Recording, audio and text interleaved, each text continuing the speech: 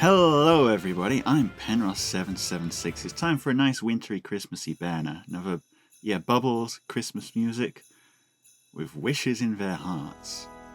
Fire Emblem. Who is it? The Black Knight over Knight's Blade. Somehow... not to be accosted continually by children. Yeah, Mr. Black Knight, what you've got to realize is, you have one of the coolest designs in this entire dang series. Children are gonna love you, no matter what, because you're cool as hell. But yeah, the Black Knight, somehow I was, this surprised me, even though we've seen the silhouettes and he had basically the most obviously Black Knight silhouette you could possibly put on an image, right? You know, you look at it and you go, yeah, that's for Black Knight, because it is for Black Knight. But somehow this caught me off guard anyway. Who guessed? Interesting. Black Knight is an axe armor this time. His previous versions have been sword armors. No, we're going axe armor. Armed with the solemn axe. Solemn. Interesting, I guess. Yeah, that is one thing that people are on Christmas sometimes. Sure, go for it. Accelerate special trigger, cooldown count -1 at the start of combat. If unit's HP is greater than or equal to 25%, grants attack speed defense res +5 to unit during combat. And also, if unit's attack can trigger their special, the following effects will occur based on foe's HP at the start of combat. If greater than or equal to 20%, reduces damage from foe's first attack by 40%. And if greater than or equal to 40%, damage from... reduces foe's attack speed by 25% of foe's attack at start of combat -8, max 10, min 0, and if greater than or equal to 60%, neutralizes effects that guarantee foe's follow-up attacks and effects that prevent units' follow-up attacks during combat. Very interesting weapon here. To begin with, Black Knight, fast armor, always has been and looks like will continue to be. Why else is he getting a null follow-up condition? Why else is he getting an attack speed reducing condition, right? Fast armor, which is great. The armor metagame hasn't really had a lot of space for fast armors recently. I mean, they're good, but they don't really use speed as a primary stat so often. Well, maybe with a couple exceptions. Ascendant Fjorm was one, and now Arcane Grima, well, is kind of fast in spite of being a great armor. It's like, wow, this is a really strong armored unit. Also, somehow, they're outspeeding my, armor killers. What's up with that? But that's kind of incidental to the main point. Black Knight, genuine fast armor. You love to see that. Secondly, looks like they're being taken kind of off-meta direction here because they have that specific clause, if units attack can trigger their special. In other words, this isn't an army you're gonna want to be running with this weapon with Hardy Fighter, because in a Hardy Fighter role, they just have slaying and +5 to all stats, right, and nothing else. That's it. That's all they're getting. Stick a offensive special on it, like for instance the special they have equipped by default, their famous Black Luna, and now suddenly you're getting all these extra effects. Speaking of which, 40% damage reduction, nice. It's not like a huge amount of survivability by any means, but it'll get you there against a lot of things. If they have more than 40% HP, reducing their attack speed by 25% of their attack -8. I'm not entirely sure how that's being calculated, if it's 25% of their attack -8, or if it's 25% of their attack and then you -8. Taking the rougher version of it, let's say a base attack of a standard unit is what? 60? Just pulling a number out of the ether there. 25% of that is 15. 15 -8 is 7. So if you're getting -7 attack and speed on the opponent, that's pretty good. But this can go up to 10, and it can go down to 0. It can't go below 0, in case you were worried about all those units with like single-digit attack stats suddenly getting a huge amount of extra attack, by which I mean getting boosted up to double-digit attack stats. Famous matchups that the Black Knight has. Yeah, realistically you're getting maybe 6, 7, 8 attack speed from this, because it's attack at start of combat as well, so not including their in-combat buffs, I don't think. But that's still pretty dang good. It's helping you win a lot of speed checks, and it's just making you that much tankier. You're getting basically 12 to all stats except attack from this, because attack reduction is like plus defense res equivalent. And you're also not having to worry about having a high attack anyway, because Black Luna, right? Still a very strong special. In the A slot, Distant Dart. So this is the plus 5 speed version of the special distant counters. Again, they're really leaning into him being a fast armor. I like that a lot. The B slot is something really interesting. Our first Fighter 4 skill, I think. Right? I'm not making that up. Special Fighter 4. Start of combat, if unit's HP is greater than or equal to 40%. Number 1, that's a lower HP threshold than Special Fighter 3. Grants special cooldown charge +1 to unit and inflicts special cooldown charge -1 on foe per attack. That's still the same. Reduces the effect of deep wounds by 50% during combat. Okay. And also, if unit deals damage to foe using a special, restores HP equal to 30% of damage dealt, excluding area effect specials. Okay, so Special Fighter 4 is going a new, different angle for tanky specials, because of course the guard effect is possibly the most important part of Special Fighter, then you get your special acceleration, and the new effect that they've added on is healing from your offensive specials. Pretty dang good, especially Black Luna has potential to heal a lot. And then in the C slot, defense res fast save free. Okay, so all in all, they've gone for a kind of fast save build for the Black Knight, and though I think he is a really interesting unit and a unit with a lot of potential, I don't know if fast save is necessarily the right angle for him. I mean, he is very fast, he does have no follow-up, he does have his guard and his big Black Luna kill on the counterattack, right? The question is, how much of that is going to actually work? Because, well, okay, first thing he's got to worry about, what if he just dies before that, right? He doesn't have protection from armor effective damage, he doesn't have protection from pre-charged specials. He does have a decent amount of sustain, but he is relying mostly on just 40% damage reduction for his survivability and, well, guard, of course. So though he can sustain himself through healing in Black Luna, he can't really do anything if he's dead before Black Luna goes off.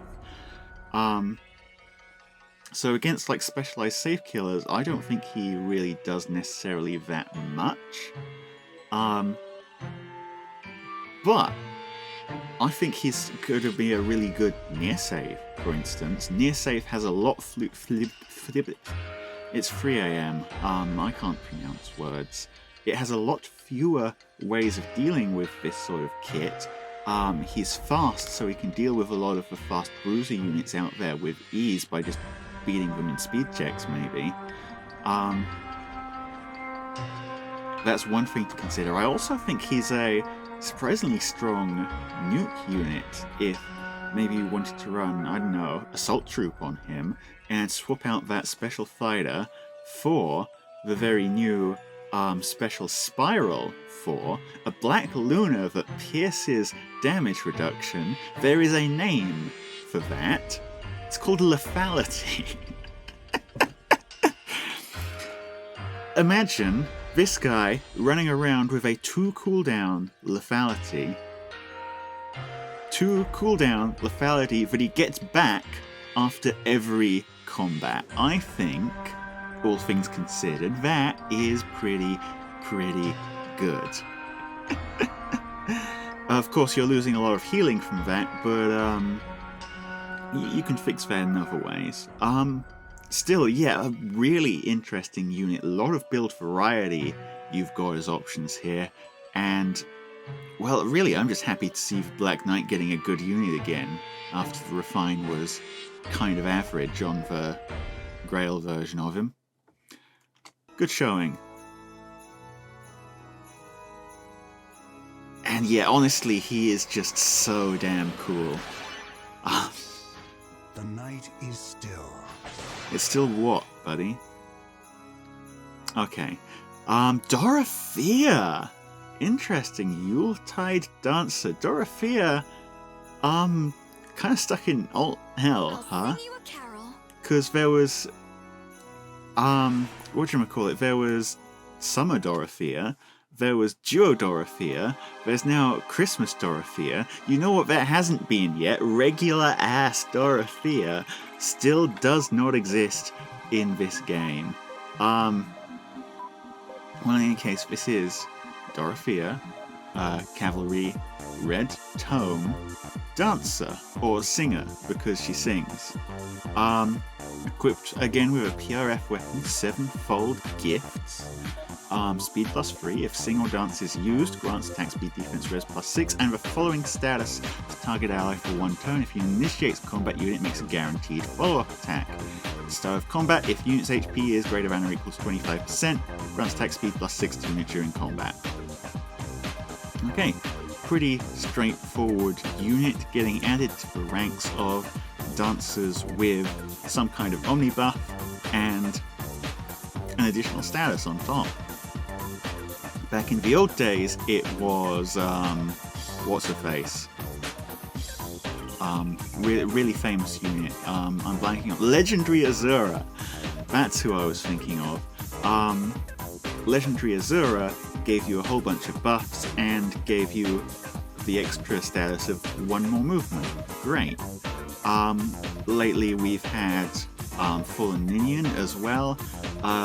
Kind of different in terms of the stats applied, but grants you the breath status, or well, cooldown acceleration. And now Dorothea, I think maybe the weakest of this category of dancer in terms of the actual effect she's giving. It's just +6 to all stats, which sure is great, but it's never been particularly hard to get +6 to all stats if you want it. And a guaranteed follow-up attack is cool, but not always super impactful in the current metagame. A lot of units are either running around with their own follow-up manipulation already, or if they're fast, they're running null follow-up because they really just don't want to bother with that nonsense. So, in terms of that, pretty low, and she doesn't look particularly strong as a combat unit either. She's just getting attack speed +6 and an extra 3 speed from her weapon. But, worth noting, she is a cavalry dancer, still a very rare class of unit. There's, of course, Duo Sigurd. There is the more recent legendary Minion, who I think is maybe the strongest cavalry dancer to be released in a while, but more cavalry dancers is always something good to have, and she'll fill that role kind of decently, maybe. As for the rest of the kit, Speed Res Far Trace Free is a trace skill. Kind of handy to have on dancers because they let you dance and then like shuffle back, so you can dance units who are in risky spots without leaving your dancer in a risky spot. And extra useful on cav dancers, of course, because they actually have free movement, so they can benefit more from the remaining movement by just being able to have more remaining movement. And the C-slot, Infantry Speed Tactic. You can run this on non-infantry units? I didn't realise that. Well, that's a very handy skill for supporting your infantry allies, for sure. If you can run it on non-infantry units, then that's great. Love that. But, It's inheritable. It's not really... I mean, it's good fodder, but it's not really pushing Dorothea outside the curve or anything. It's just another really good thing for her to have. Still a pretty great looking unit overall. Another solid dancer. Dancers are always good, right, in Fire Emblem. Dancers are always good because what's better than having to build another unit to do stuff for you? Just give another action to the best unit you already have. Sure, why not? We love that. Let's see what her gifts look like in combat.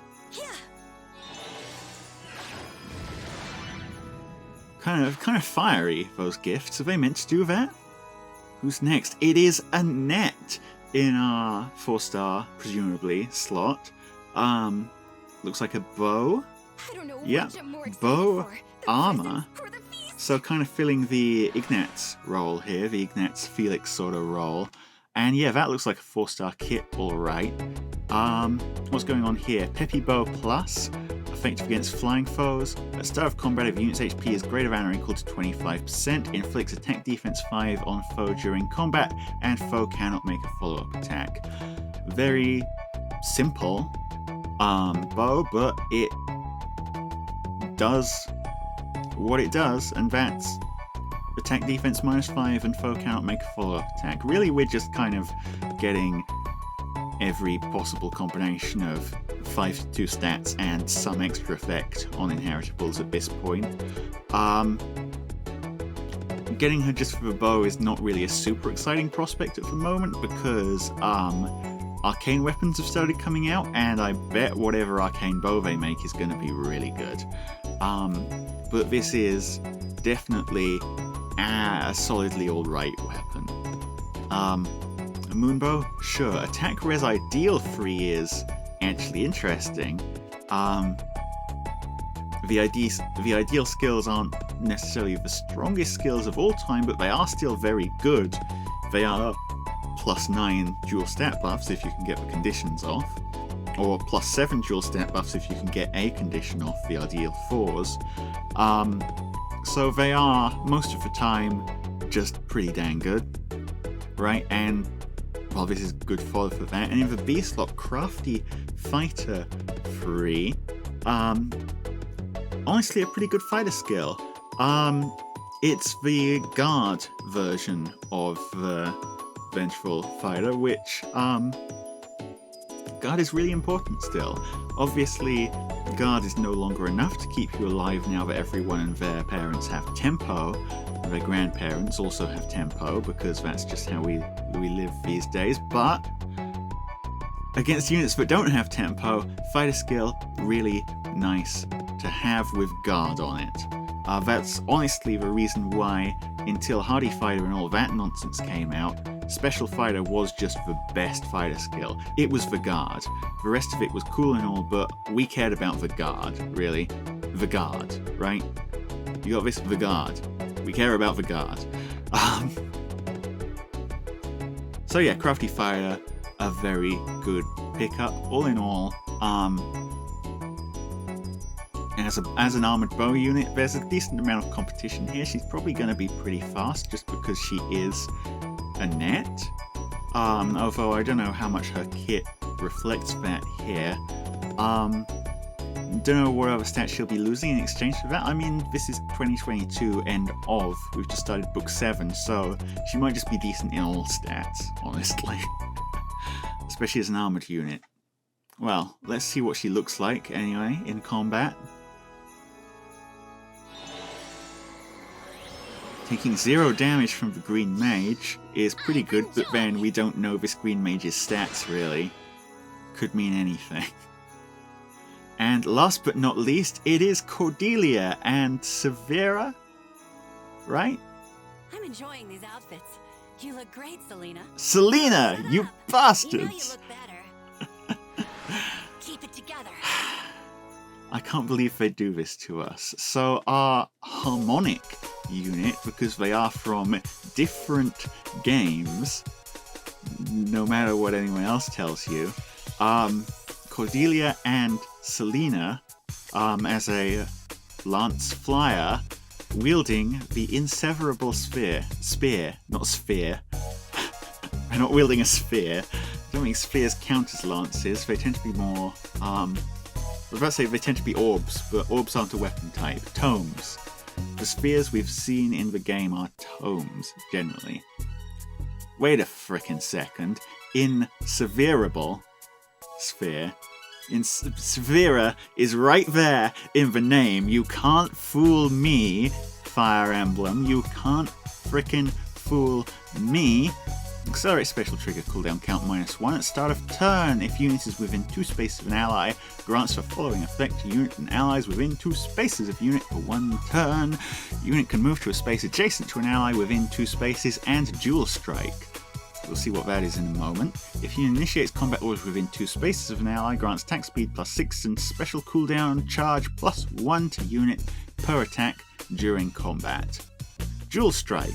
If unit initiates combat and is adjacent to an ally with dual strike, excluding unit attacks twice.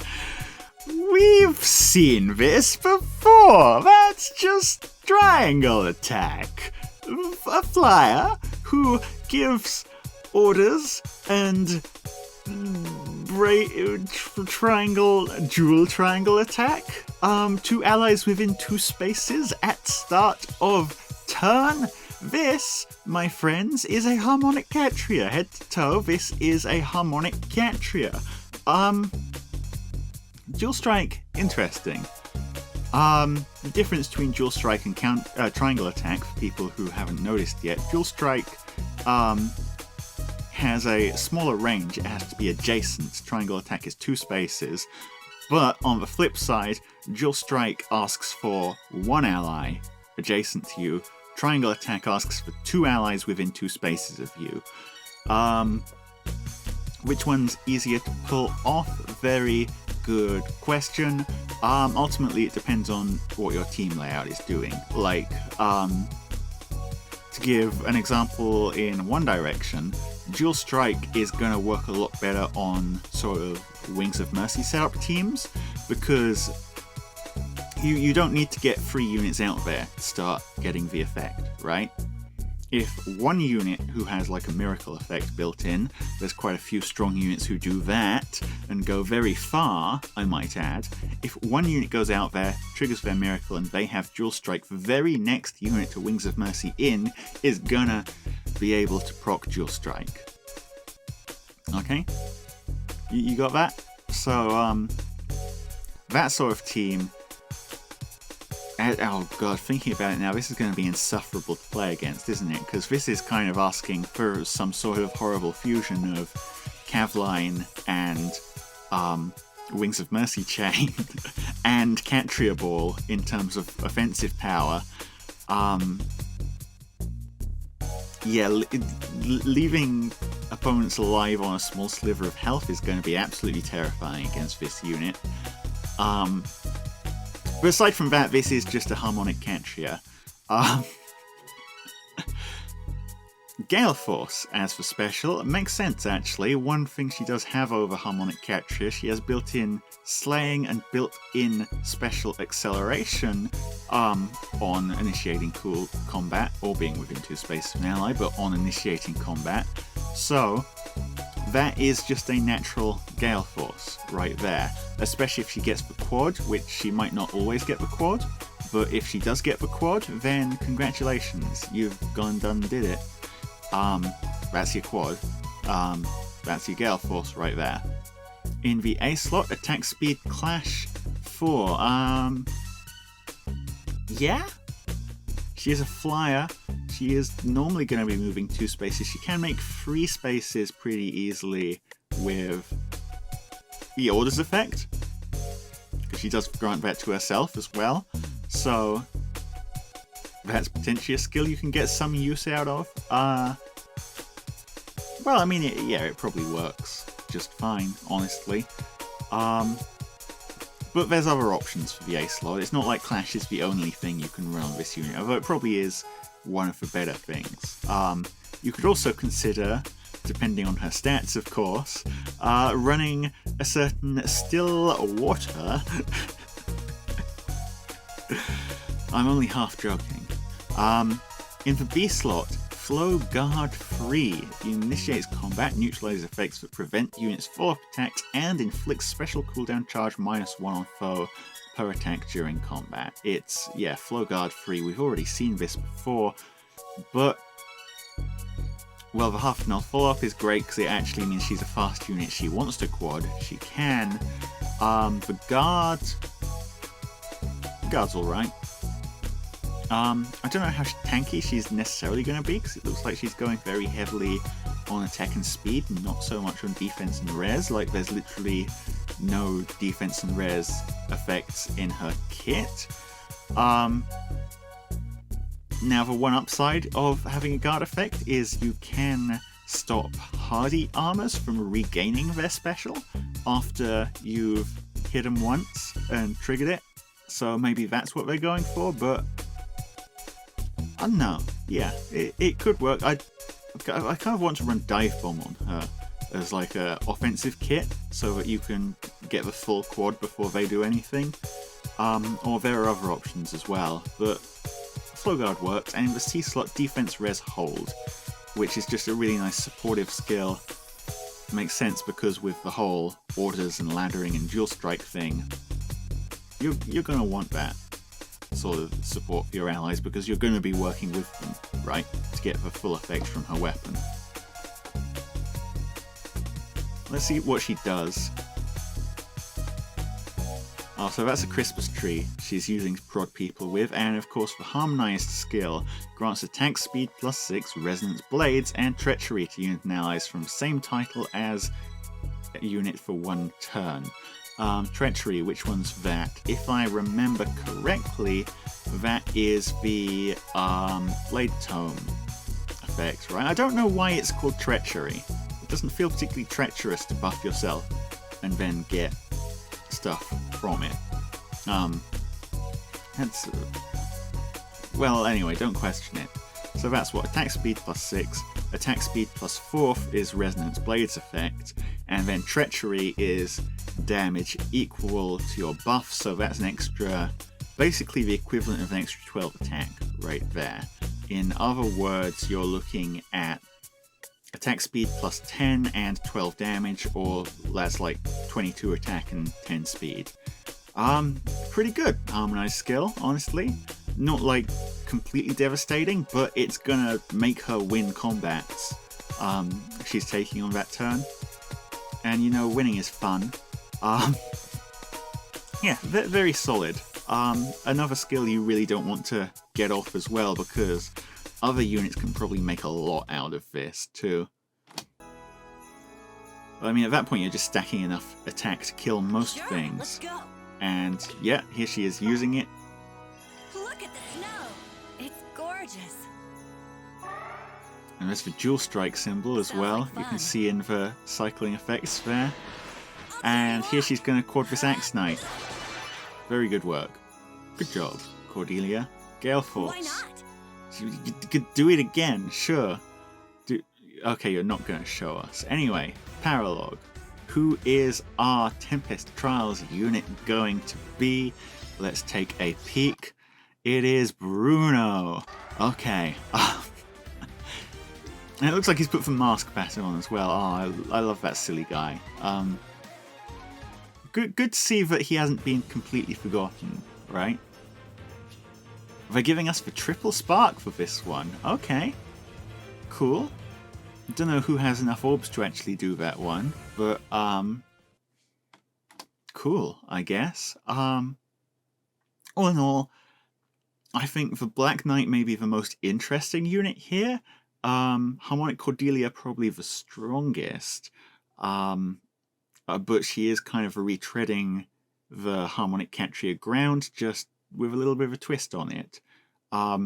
Black Knight's the one I'm more interested to play with, and Special Spiral 4, Special Fighter 4 is a really cool piece of kit for armors to be able to run a more sustaining sort of build, I think. Not that sustaining sort of builds are great for saves at the moment, but it's an option, is what I'm saying. It is an option. Aside from that, Annette, Dorothea, both kind of cool, definitely useful units to pick up, but kind of retreading old ground in terms of what they do. They're not doing anything particularly outstanding, but they're Three Houses characters. They're very popular, so I'm sure a bunch of people are going to pick them up anyway. All in all, yeah, pretty solid banner. Not like blown away by it or anything, but the Black Knight is cool as hell. That's all you gotta ask for, really. And they didn't forget Bruno. Finally, someone remembered Bruno exists in this game. It's only been how many years? Well, I mean, he has been in the story recently, so obviously not forgotten. But yeah. Anyway, thanks all for watching. I will see you all next time. Let me know if you're planning on pulling any of the units from this banner, of course, or if you're planning on not pulling any of the units from this banner, or just your general thoughts on the units from this banner. Basically, I want to hear what you think. And that's all from me. Penrose out.